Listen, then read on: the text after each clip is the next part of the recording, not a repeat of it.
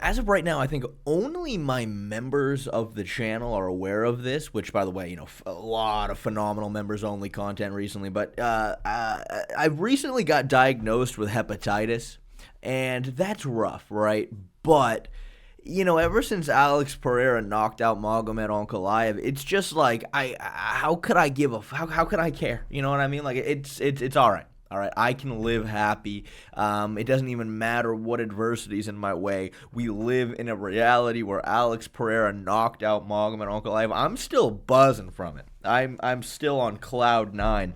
The thing is, though, right now, there's not really anything left for Alex Pereira at middleweight. All right. I mean, look, he's already beat freaking Yuri Prohashka twice, beat Khalil Roundtree, had a really close fight with Ankalaev, then knocked him out. There's no need for a trilogy there. I mean, come on, do we really want to see him fight Carlos Ulberg? No. No, no, no, no, no, no. I don't care. All right, I don't care. He wants to move up to heavyweight. Now, I understand that Dana White had some reservations about this, but you got to understand, right? Dana White's reservations come from love. All right, Alex Pereira is a massive star, and, he wants to keep Alex safe, and I understand that, but I think the only thing really left for Alex Pereira is to move up to heavyweight, and pretty much every single heavyweight capable of fighting him is going to want to do that, right? I think there are three names that I think make sense right now for potential fights for him at heavyweight, obviously. You got Ciryl Gane, Tom Aspinall, and Jon Jones, okay? Now, starting off with Ciryl Gane here, I think that, look, no matter how you want to spin it, right, I think, frankly, Alex Pereira is going to be a properly sized heavyweight when he moves up. I mean, remember, right, when Jon Jones took 3 years off to bulk up to heavyweight, and he came in weighing 247, and he was fat, and he was slow, and he was all grotesque looking, right? That kind of goes to show that he's not a real heavyweight. But, I mean, you look at this video right here of Alex weighing 243. I mean, look, he definitely has some body fat on him, but he doesn't look fat. He doesn't look out of shape. He doesn't look like he's going to be, a tremendous amount slower than he currently is at all. I mean, frankly, he looks like he carries the weight well. And I think that, again, that's a decently sized heavyweight right there. And I think that Ciryl Gane, right, obviously, when you look at his style, right, what does he do? There's a lot of footwork. There's a lot of movement. He likes to jab, and he likes to prod at you with kicks, whether it's teeps or leg kicks or the occasional high kick. But he doesn't have a lot of finishing ability. And again, he almost, when he does finish his opponents, because he breaks them down just with, again, footwork and jabbing and prodding at you with kicks, like we said. Now, I think that, believe it or not, his fight against Sergey Spivak, I think, sort of highlights why Alex Pereira can beat Ciryl Gane. I do think that Ciryl Gane is going to be a bit quicker, a bit faster, and I think Ciryl Gane, honestly, is probably one of the most underrated fighters in the UFC right now because, listen, the fight with Jon Jones was embarrassing. Everybody thinks he got robbed against Volkov. I think the fight was a little closer than people give it credit for, but I get it. I understand, right? I understand. But I think that, Ciryl Gane has been working on his grappling a lot. I think that he even showed in the Volkov fight a ton of improvements when it comes to the grappling. But again, circling back to that Sergey Spivak fight, remember, Sergey Spivak is a grappler through and through. Sergey Spivak is not a very technical striker by any means. But the thing that we saw in that fight was because Ciryl Gane is so footwork and head movement based, he has a propensity to run into check left hooks. Obviously, Alex Pereira's best strike, more or less. I mean, you look at this example right here. You look at this example right here. You look at this example right here. I mean, what do you see here? You see Sergey Spivak is moving in with combinations. Ciryl Gane is looking to move his head, use footwork, and he's kind of running into these check hooks. I mean, this one right here, he got cracked by this one. And this is Sergey Spivak right here, okay? This is not Alex Pereira. I think, the key to fighting somebody like Ciryl is to pressure him. That is why Volkov did so well in their rematch. He was very aggressive. He pressured him. He got into his face, and that allowed him to open up strikes, and that, to me, is where Alex Pereira is at his best, all right? That's how he eventually, broke down Israel Adesanya when they fought. That was the massive change in the Magomed Ankalaev fight. Now, obviously, I do think that, he is going to struggle with the teeps to the body. I think, believe it or not, Magomed Ankalaev did a phenomenal job attacking Alex's body, whether it was teeps or body kicks or, whatever, right? But the pressure is going to really limit that attack. And I do think, because Ciryl Gane, again, so head movement based, so footwork based, there will be times if he is getting pressured where he will circle into that lead hook side, and I think he's susceptible to getting tagged. And I think that is a actually very, very winnable fight for Alex Pereira. Now, Jon Jones is a very interesting one. Now, I think first things first, right? The number one thing we got to get over, and I think a lot of you guys by now have gotten over this, but I'm sure there are still a lot of people who are plagued with this sort of verbal virus that still exists out there that gets spread around, which is the fact that, Alex Pereira doesn't know how to grapple, and therefore Jon Jones, who's a very good grappler, is just going to simply win because, Alex Pereira sucks at grappling, right? It's time that we sort of moved on from that and decided to wake up and evolve as a species on that front because, let me tell you something that maybe some of you guys aren't going to want to hear. Alex Pereira is a better grappler than Stipe Miocic was in that last fight against Jon Jones. He is. I mean, maybe the only thing he might have over Pereira is offensive wrestling. But someone like Stipe Miocic, for example, literally zero jiu-jitsu, like literally zero concept of grappling on the ground.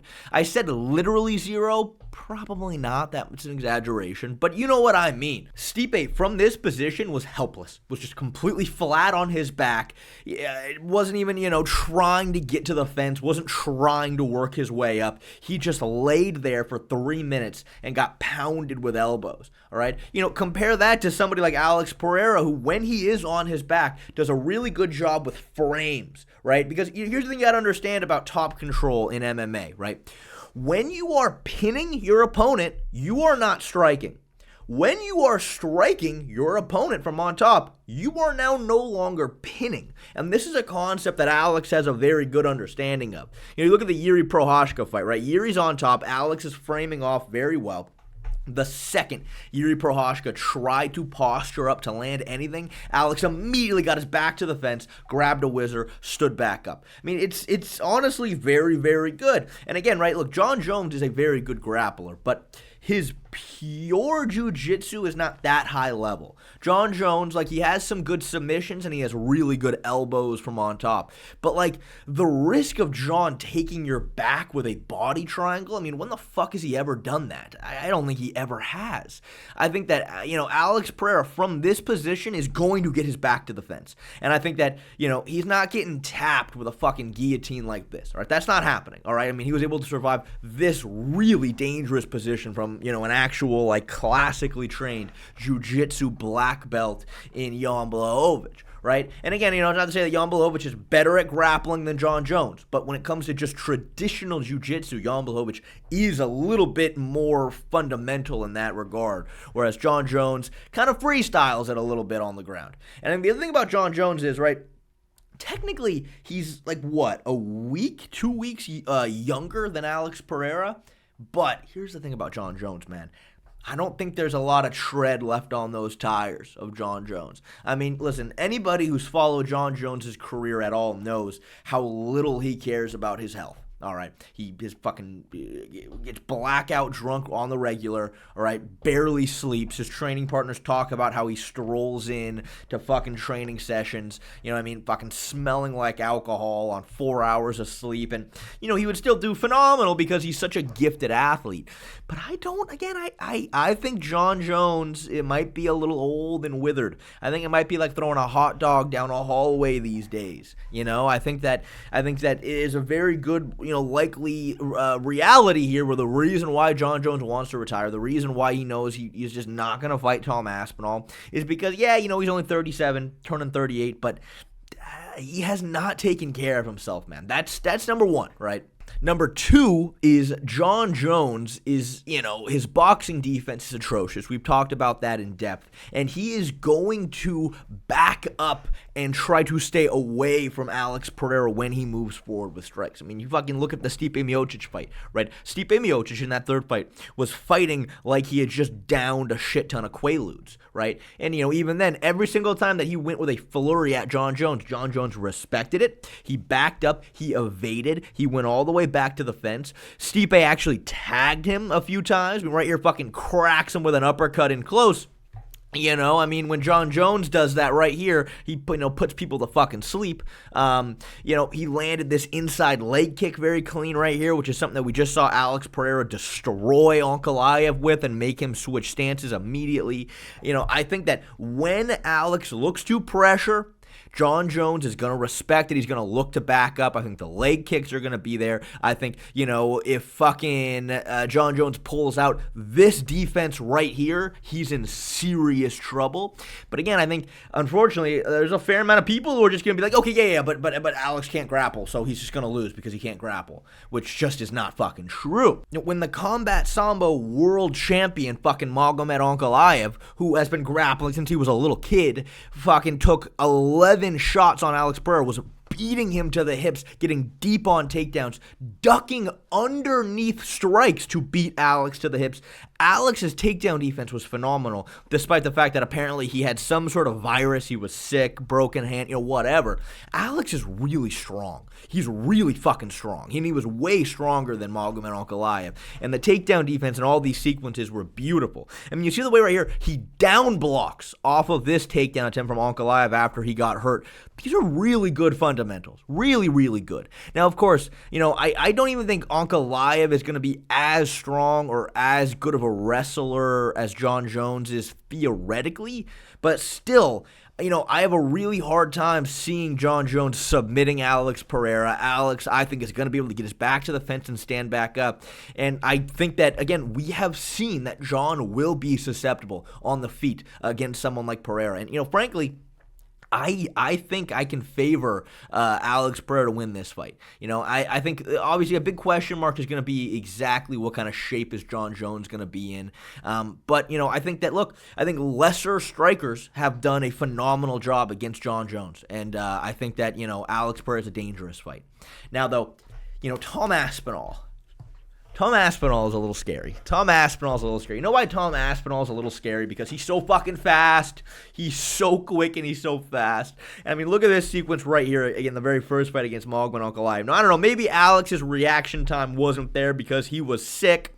But, Ankalaev moves in with the lead uppercut right here. And, I mean, Alex isn't even reacting yet, dude. He's not even reacting, all right? And he gets cracked right here because Ank is just quick. Now, obviously, right, you look at their last fight.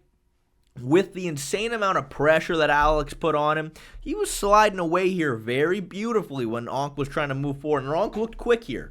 But, I mean, Tom Aspinall is just so scary and so detrimental if he lands cleanly. I think, theoretically, right, because he uses so much footwork and so much movement, I think the leg kicks can be there. I think that, obviously, Tom Aspinall, because he trusts in his speed and his power so much, he can be a little reckless, right? He leaves his chin out in the open. He kind of goes at guys recklessly. Obviously, Pavlovich landed a clean shot here for that exact reason, though. It is hard to time Tom Aspinall. It's hard to really get your body behind a shot on a moment's notice like this because of how fast he is. But, maybe Alex can hold his ground, look to just catch him with the jab as soon as he moves forward. Frankly, I would like to see a lot of body kicks and a lot of teeps from Alex. Because, obviously, right, Tom Aspinall, there's so much footwork and he's constantly looking to blitz at you. That can be a very nice weapon to land on him. The thing is, though, truthfully, Alex doesn't really go for those a lot. He doesn't. That's what he really needed in the first Ankalaev fight, and it just wasn't really there. So, I don't know. I don't know. I think that man, it's just the fact that fucking Tom Aspinall is going to be 250 pounds minimum, and he's going to be so light on his feet. And all he needs to do is land one time. And, that's to say he's not going to fucking hit a power double leg, and we're going to learn about how good his jiu-jitsu is. Like, we've seen glimpses of it. It's good. It's very good. But, we don't know the full extent to it yet. But, look, I mean, fuck, dude. I don't know, man. I don't know. I don't know. I think that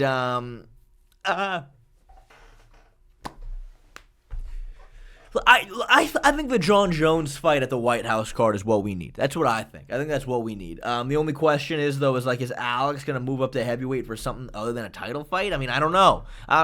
Listen, I'm not going to say there's no shot he beats Tom Aspinall. I'm not going to say there's no shot. But what I am going to say is that I think Jon Jones is the fight that we should be clamoring for. All right, because Tom scares me a little bit. All right, that's kind of obviously if any of these fights get announced, there's probably a lot more specifics to look at, but on a broad level, I think that's what a lot of this comes down to.